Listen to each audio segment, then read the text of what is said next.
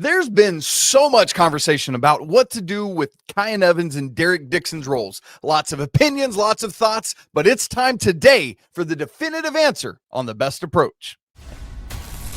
This is Tyler Zeller, and you're listening to Locked On Tar Heels.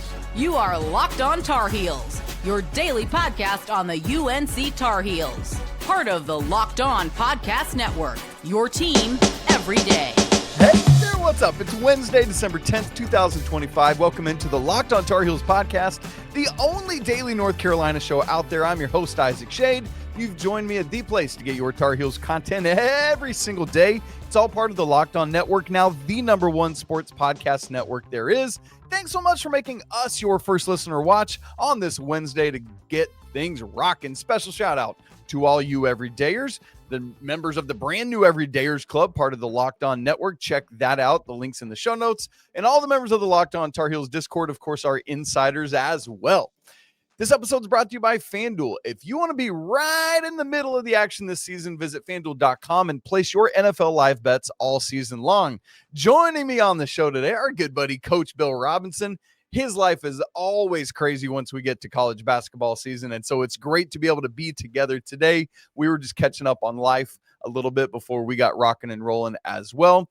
But Milligan, obviously thick in the midst of their season. I was telling Coach Rob, as we record, there are 8 undefeated teams left in the country, one of whom is Miami of Ohio. Milligan plays them in a couple weeks, so maybe a chance for the Buffs to knock off one of the final undefeated teams in the country. I love that, and I hope it happens.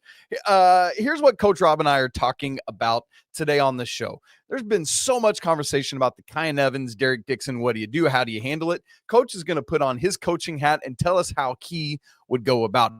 Second, we've got 4 non-conference games remaining for the Tar Heels, and obviously there are still question marks to be answered. There are other things to be ironed out, all of that kind of stuff. So I'm going to ask Coach for 3 things that he's still in non-con play, either that we don't know about or that, any of that kind of stuff.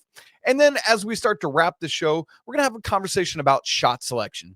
I want to ask Coach why he thinks Carolina is taking so many threes, even when their biggest advantage is in the front court. And we've got a mailbag question from one of our insiders, Doug Nadler. And so that's going to be great as well. By the way, if you've never heard me talk about it before, Coach Rob is a 2-decade veteran of Carolina's summer basketball camp called Carolina Basketball School. He's written a book by the same name. You guys, it is, as you listen to or watch this, 15 days till Christmas. You need a copy of it. You see it there in Coach's hands. Great, great stuff. Go get you a copy.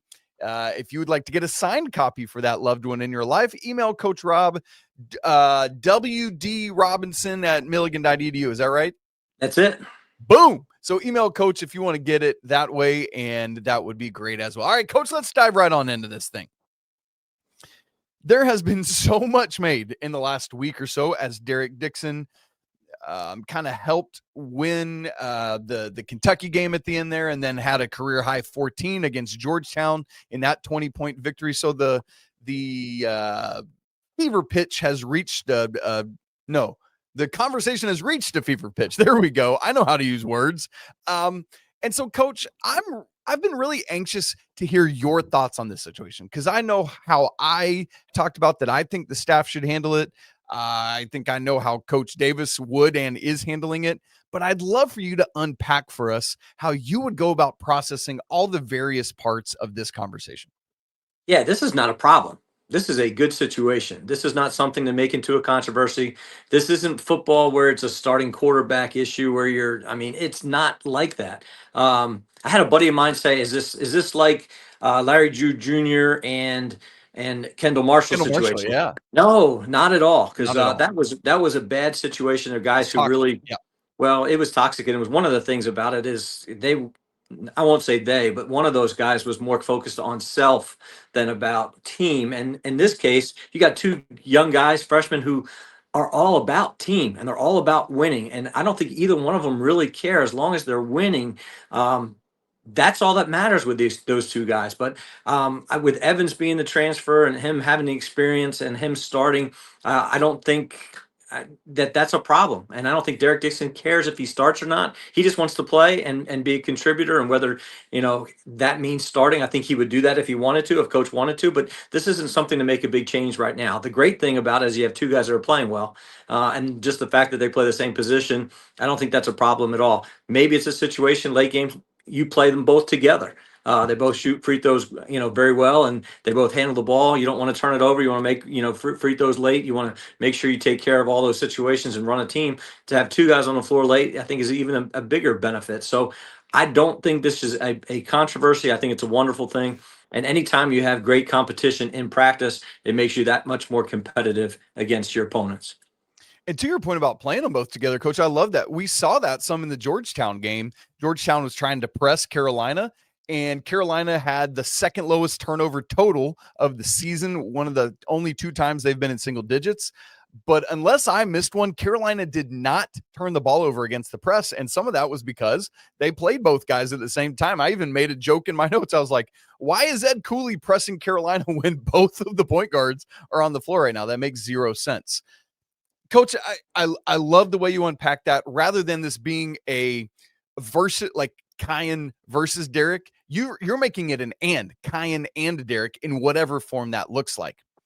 So here's how I want to ask it next. If it's all the same, like it doesn't matter, would you just keep it like it is? Like, and by that I mean, if it doesn't really matter and you think Carolina's going to be in good shape either way, why upset the apple cart? I think is what I'm asking. Would you just keep Kyan starting and bring Derek off the bench? That's what I do. And if it's not broke, don't fix it. But you're 8-1, your guys playing well. There's a little bit of chemistry going on now.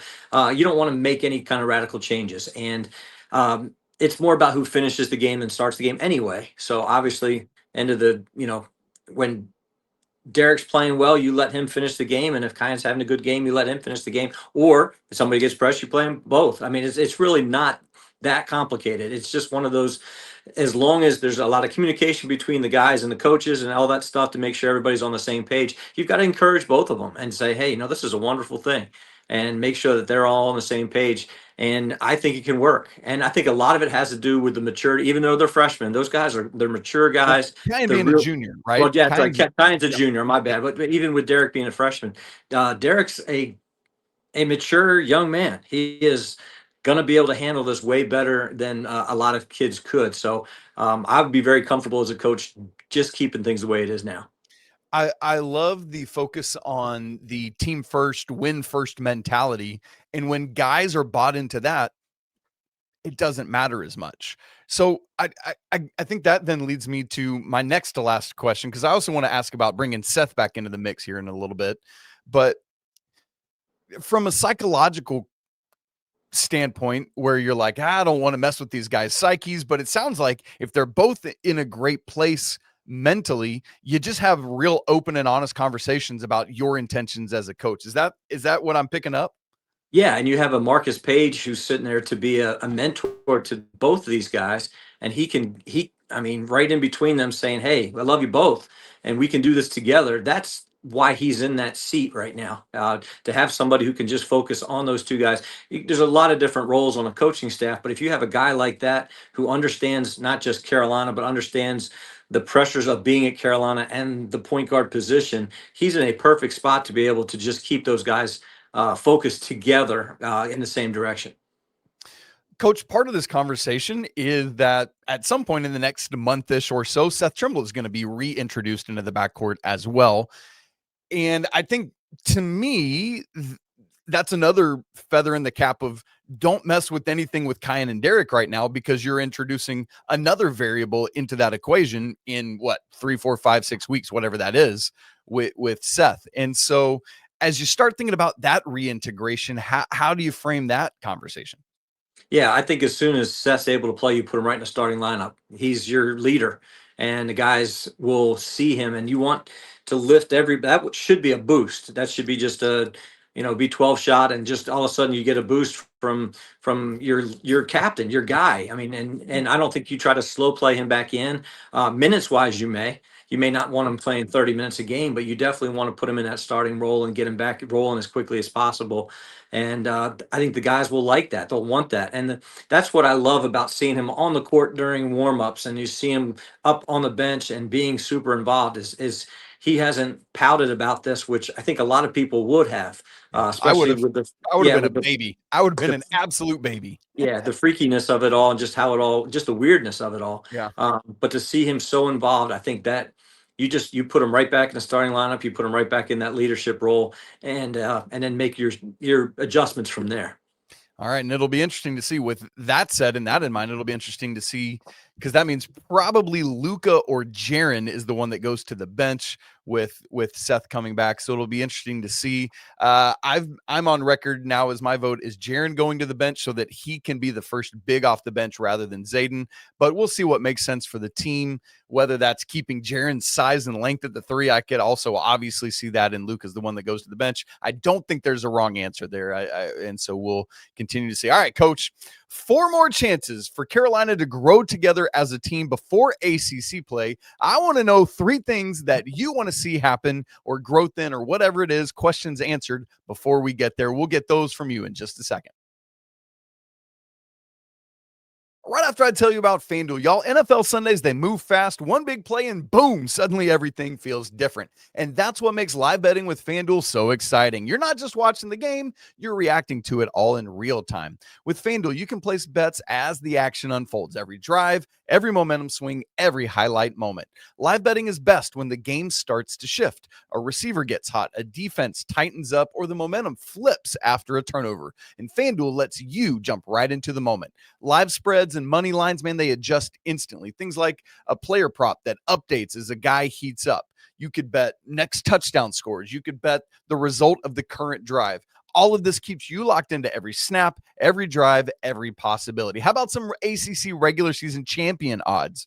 Duke leads the way at plus 115, then Louisville at plus 200.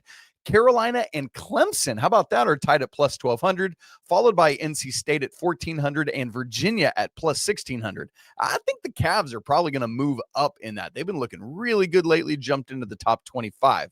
So if you want to be right in the middle of the action this season, visit FanDuel.com and place your NFL live bets all season long. FanDuel, the game moves fast, and so can you. Thanks for making Locked On Tar Heels your first listener watch, and thanks for making Locked On the #1 sports podcast network. I also want to let you know about our new Everydayers Club. If you're a true diehard Tar Heels fan, we've got a brand new thing called the Everydayer Club. There's 2 tiers. One of them I want to tell you about today is the all access tier that's built for you. You get one-on-one text access with me, similar to our insiders already, what they get. All access episodes, an exclusive daily newsletter, and a 15% discount to the Locked On merch store. So head on over to lockedontarheels.supercast.com to join the Everydayer program and unlock all access. You can find that link down in the show notes as well. Coach, there are 4 games left in non-con play. Hard to believe that we're already there. The Tar Heels 8-1. I think we would have all taken that if you had given it to me preseason. The 4 remaining games are 3 bye games. USC Upstate on Saturday, ETSU from there in Johnson City on next Tuesday, and then Ohio State Saturday, December 20th in the CBS Sports Classic down in Atlanta, and then wrapping up non-con play with ECU, the Pirates coming to the Dean Dome. So, Coach, thinking of what you've seen so far, what you still need to see, things you're not sure of, however you want to approach it, what are 3 things, and we can just take these one at a time and I'll respond to each one in kind, but what are 3 things you're watching for down the stretch of non-con play? What's the first one? Yeah, first one for me is system-wise. I'd like to see more work on full court stuff, whether it's man full court or trapping in the half court. But we call it trapping sequence, where we in practice we'll take 10 minutes and just work on all the different. So trapping the post, trapping out of bounds under full court, trapping first pass, or trapping ball screens, and just I'd like to see them against those not the high majors, play some more of that aggressive, let's get out and really use our length and use our quick and our athleticism to be able to cause some havoc during the defensive end. And that's one of the things I would like to see them work on a little bit more, see if they can find some success and see if that's something they want to do more come conference play. I like that, Coach. I felt like we saw them experiment with it a little bit more during both the Kentucky and Georgetown games. One of the things, I remember specifically a play in the Georgetown game where Carolina had a great trap in the backcourt right on the baseline. It was like right after Georgetown inbounded it. And I can't remember. I think it was Malik Mack just split the trap and was gone. And then Georgetown basically had like a 4-on-1 at that point with all the Tar Heels trailing behind. How do they fix that? How do you not let them split you? I think this is how you do it. You have to experience it. You have to continue to work on it. You got 2 trappers, 2 interceptors, and a goaltender. You don't want the goaltender by himself, but you have to be able to continue working on that. And practice is very hard to work on it because people know you're working on it. And traps work when people don't know, if it's a surprise, obviously. So I think that's the best way, is for them to be able to experience that. And then you can go back on film and say, this is got to be there, and you've got to have this guy rotate, and it's got to be a sprint. You can't be jogging back, and all those little things, but it has to be done really in a game situation. Is that an area where, in particular, Carolina's size and length will come in handy? Yeah, definitely, because they do have rim protectors too, and that's one of the things we had last year we don't have now, with why we're not doing as many traps. But you have to have somebody back there to discourage a shot at the rim. And you have to have the length and ability just to get deflections. Deflections are now 50-50 balls, and you scoop them up, and now it's transition. And those live ball turnovers are very dangerous. Obviously, it leads out to great opportunities, and they're incredible in the open floor, especially with the talent that they have right now. So anytime you can get something and cause some havoc and really cause pressure, I think it just gives them an advantage. Yeah. And you got to think it helps with handling pressure when that other teams are going to bring, when you're giving it, what you hate, and then you can do it the other way. Coach, let's move on to number 2. What's the second thing? Second thing for me is the backup post situation. You alluded a little bit to it, but where does Zayden High and JB get some minutes in these games to really prove that they earn some of those conference minutes as a backup? And I think I try to get extended minutes for both of those in what we would hope would be some blowouts in those 3 games, and get them opportunities to prove that they deserve. I mean, they have to earn it, but that they deserve to be in the rotation. Come conference play. Yeah. Currently, of those 4 opponents, obviously Ohio State is the best, but ETSU is the best of the 3 mid-majors Carolina will play. So USC, Upstate, and ECU, those bookends are the worst of the 4. And they're both like in the 260s at Ken Palm right now. So both will offer opportunities to hopefully get a lot of guys minutes, but really for those backup bigs, to prove that they deserve some conference minutes. Coach, I like how you put that.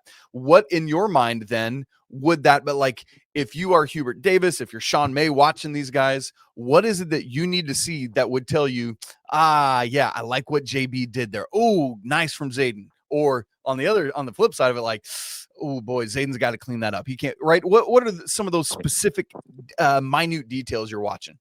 Yeah, one of the cool things about ETSU is we've got a bunch of buddies of mine going down from here.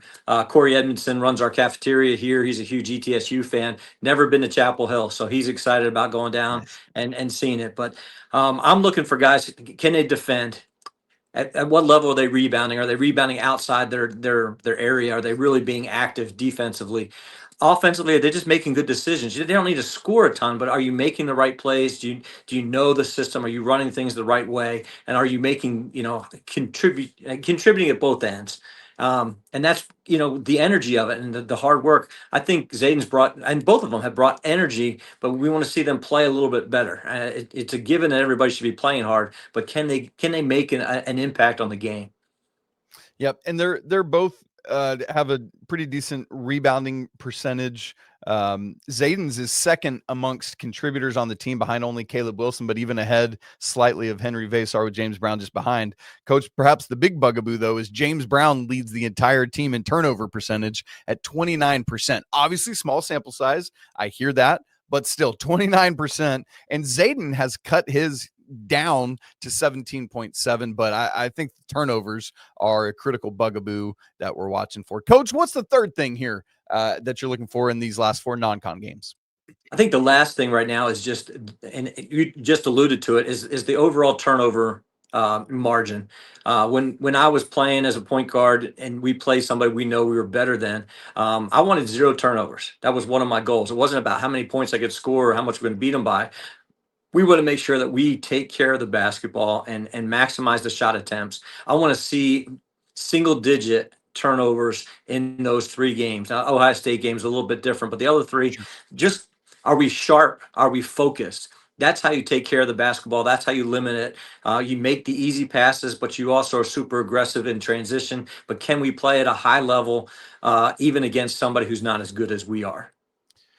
Coach, looking at turnover percentage right now, Carolina's is 15.6. That's 82nd in the nation. You'd like to see that get down maybe to around 12% or something in that range. One of the issues as you zoom in on the individual level is that I mentioned James Brown leads the team in turnover percentage. Coach Kyan Evans is third at 22.8%. If I remember correctly, for reference, Elliott was up around 25% last year. Derek Dixon doing a nice job as a freshman, 15.2%, but you'd still love to see that come down. Seth is going to help in a big way when he comes back in this turnover regard, because each of the last couple of years, his turnover percentage has been in the single digits this year. Obviously, only 2 games, but 9.6%. Coach, here's the other good thing. Luka's assist to turnover ratio has been great. Luka's turnover percentage is just 9.3. Jonathan Powell, a lot of it is Jonathan's just floating around the perimeter, but he's at 8.4%. So it's nice to see that a couple of those other guys that aren't your primary ball handler also have a low turnover percentage. I think, unfortunately, as you look at that, Kyan is the guy chiefly that needs to bring his down. No, exactly. And that's part of being new to a system, and everybody's new, all the programs. Yes. But again, you're still learning how to play with guys you've never played with before. And I see that number for Evans coming down consistently through the rest of the year. All right. Well, it's no Carolina has one of the best front courts in the entire nation, and that is their biggest advantage. But they're also taking a ton of threes, averaging 25 a game right now. What is the best balance? Get Coach's take on that, and we'll do it in just a second. Right after I tell you about Rougiette, let's talk about something most men don't bring up, but absolutely should. Stress from work, money, life. It doesn't just switch off at night when you go home. And when it shows up at the worst possible time, Rougiette Ready is designed to help you take back control. Rougiette Ready is a next-generation prescription treatment created to support both the brain and the body, so you can feel present, confident, and ready when the moment matters. Rougiette Ready combines 3 clinically proven ingredients in one mint that dissolves under your tongue so it absorbs really fast. You connect with a board-certified doctor online, and everything ships discreetly to your door. It's easy to understand why over 150,000 men have already made this switch. Most men are ready in about 15 minutes on average after they finish the pill, so you can stay present and confident and in control for when the moment is just right. So if you've been thinking about taking that next step, now's the time. Head to Rougiette.com/lockedoncollege. That's RUGIET.com/lockedoncollege to get 15% off your order for a limited time. Rougiette Ready. Feel present, feel confident, feel ready. Let's have a conversation about shot selection, Coach, and less so about taking the right shots at the right time, but more so about the breakdown of 2s versus 3s. Right now, Coach, Carolina is shooting 56.7% from 2, which is 88th in the country. They are shooting 31.7% from 3, which is 253rd in the country. One of the interesting things is that Carolina, despite that low 3-point percentage, is taking 25.2 threes a game, 125th in the nation, while the 2-point attempts are 34.9, which is 224th in the nation. So, Coach, as I look at it, I feel like Carolina is taking fewer 2s, but making them at a higher clip, taking more 3s, but making them at a much lower clip. So as you look at this, here's my actual question to you with all that stats. Why do you think Carolina is so insistent on taking all of these 3s when they're not shooting them at a high percentage, while their best advantage, at least for my money's worth, is in the front court? I think they're taking the shots that they're given right now. And let's back up. Analytics has changed over the years so much. When I started coaching, we wanted to get more 2-footers and 20-footers and force the other team to shoot 20-footers and not give them too many 2-footers. That has changed. Now everybody wants to shoot the 3, and analytically they're saying that that's a better shot. And I think a lot of people have bought into that. I still want to get the ball inside, and I think Carolina wants to get the ball inside, but everybody also knows how good that that front court is. So they're not going to give them opportunities. I think that's if I'm a defensive coach trying to stop them, my first step is to try to stop, Henri and Caleb. You've got to be able to keep the ball out of their hands. So whether people are designing defensive strategies to not to give them opportunities, or if it's just because of shot clock and those type of things. Obviously, late shot clock, you're going to get you're either going to get something running downhill, hopefully, or it's going to be a 3-point shot. But I don't think it's necessarily something that they planned. I think right now it's just part of the system and how things go and how basketball is today. Also, the tempo, if they want to play fast, and a lot of it's that kick up, threes. And I love that. And that's based on being able to rebound. They have such great rebounding, and historically, and this team's much better, I think, than they have been. So when they do pitch it ahead and get an early three, there's a high percentage they're going to get a rebound off that and then play off of that. So there's a lot of philosophies behind it, but I do think the analytics of things, I think people me personally, overanalyze the 3-point shot. And obviously there's a lot of really good 3-point shots, right? And you want to take the ones that are the right shots, but Coach, one of the interesting phrases you said as you were talking there was you think they're taking the shots they're given. I think it's a Dean Smith philosophy to say we're going to take the shots that we want. And so it feels from my vantage point like maybe they're not being insistent enough, fervent enough, whatever you want to say, to get the shots that they want and settling for the shots that Georgetown wanted them to take on Sunday. So even though, yes, like let's stay with that Georgetown example where they were doubling both Caleb and Henri, can't you use that to your advantage where go ahead and play inside out? And then you saw with great ball movement, both of those guys are willing and capable passers, and then you can get the threes you want, but it's predicated off of going inside first. Yeah, there's two things during the season that you fight as a coach. Two of the big issues you deal with. One, of course, is playing time, and the other is shot selection.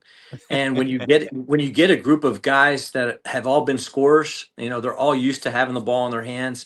You get some guys who take shots because they finally touched it again. And I try to be as positive as possible about this. But there are a couple guys that, if they don't touch it in a while, as soon as they do catch it, they're going to shoot it because they feel like, well, I haven't had my shot in a while. And that's what you fight as a coach. I think every program has that. It's not just Carolina, but everybody's you're trying to deal with, how do you take egos and guys who are used to being the guy and then put them all together and figure out how you play together. And that's what coaching is. But there are a couple guys that like to shoot the ball and probably take some bad shots early. Hubert and I had that conversation about Caleb Love a few years ago, because he took so many bad shots. Yeah. And the problem was he made bad shots, but he would drive his teammates nuts because he took so many bad shots. And he was super talented. Obviously, he's having a great year. But you have to be able to find a balance and be able to communicate that with your players and how you run things to be able to get shots for certain people. And obviously, Caleb's a special talent. Henry's been, I think, as good as everybody expected him to be. But you still have guys who want to make positive contributions, and the only way that sometimes they feel like they can do that is by shooting the basketball. That's another thing to watch that we could add to your rest of non-con play is how this balance of 2s and 3s continues to go. The willingness to be selfless for the good of the team and the betterment of the team to get the best shot instead of my shot could be a factor in how far this team goes in March. Coach, just as a reminder, the combination of Henri, Veesaar, and Caleb Wilson are averaging 35.5 points a game, 19.8 rebounds a game, and 2.8 blocks a game, and 2 assists a game. All right. I just wanted to put those numbers in front of everybody as we move on. Doug Nadler, one of our great Locked on Tar Heels insiders, asked me this question. Coach, I just wanted to get your quick take on it on the way out today. He said, random question for you, Isaac. My buddies and I were discussing the Heels on our group chat and lamenting how well Cade Tyson is playing for Minnesota. Does Coach Rob happen to have any insight as to why last year was a disaster for Cade, who already has twice as many points this year as he did all of last season? Coach, what are your thoughts? Yeah, I've got a buddy on that staff at Minnesota, Chad Warner, and I'm happy for him. I'm happy that Cade's playing that way for him. Yes, There's a lot of different factors. I think part of it is the mentality. It's hard to put on that Carolina jersey and that pressure, and some guys can play with that bright light, and some guys do better at maybe something that's not quite as big time. And I think that's part of with Cade's situation. Also, there's a how do you fit into where the roster is and what your expectations are. And if your expectations are, hey, you get in, you make a shot, you get to play, but if you miss that first one, you're back out. That's a lot of pressure on a kid. Yeah. So to have somebody who has, hey, it's about roles, and whether his role is just much more comfortable where he is, that to me, I think is the bigger thing. Yes, there is a mental side to this, but also where do you feel comfortable? Where do you feel needed? Where do you find your fit? And if your fit doesn't really, if it's not right away, sometimes it's very hard to find a role. And I think that's what happened at Carolina with him. I think he felt more pressure. He didn't have a true role early on. They didn't really need him, I think, like Minnesota needs him. So he's obviously been able to step up and play really well. And I'm happy for him. I'm happy for Minnesota. That's a good, that's the biggest thing for me, Coach. I'm just so happy for, like, I hated it for him last year. He wanted it as much as we all did, but I think you're right. In the same way that Belmont needed him to be an absolute dude, the Minnesota of it is much closer to the Belmont situation than to the Carolina situation. He was just one fish in the pond for Carolina. And boy, I wish, like crazy, he could have hit. And honestly, last year probably looks a lot different if Cade's doing even half of what he's doing right now at Minnesota. So, Coach, thanks for all that and unpacking that. I was really curious to hear your answer as well. So, Doug, thanks for putting in that question. Really love to hear it. Guys, thank you so much for joining us here on a Wednesday. Big thanks to Coach Rob for all of his great insights. Just really grateful for his time, especially as life is always crazy in season for him. And man, it means a ton, Coach, that you give us of your time. Gang, as a reminder, if you have not already bought Carolina Basketball School for yourself or your friends or family or whatever it is, check it out right now. Coach is holding it up over there. Really, really great book. It'd be a fun read over the holidays for you. Sometimes you just need to treat yourself in a Tom Haverford Parks and Rec sort of way, and getting that book for you could be a great way to do it. If you haven't subscribed to Locked On Tar Heels in video and audio, do it right now. If you haven't joined the Locked On Tar Heels Discord, we'd love to see you in there. And if you are interested in the new Everydayers Club, man, check out the links in the show notes for that as well. You guys, it's always a great day to be a Tar Heel. We'll be back again tomorrow, but until then, peace.